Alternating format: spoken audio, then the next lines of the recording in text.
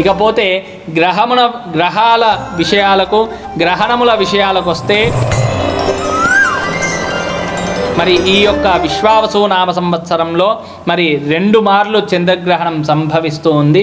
ఈ 2 మార్లు కూడా 7/9/2025 భాద్రపద శుద్ధ పౌర్ణమి ఆదివారం రోజున రాత్రి 9:57 మరి గ్రహణము ప్రారంభమై మరి రాత్రి 1:25 వరకు కూడా మనకు ఈ యొక్క చంద్రగ్రహణము సంభవిస్తోంది.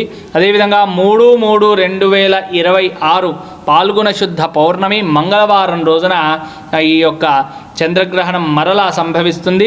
మధ్యాహ్నం 3:20 ప్రారంభమై మరి సాయంత్రం 6:47 వరకు కూడా ఈ యొక్క గ్రహణము సంభవిస్తుంది. కనుక ఈ గ్రహణ కాలములో కొన్ని చేయకూడని పనులు, చేసే పనులు ఉంటాయి.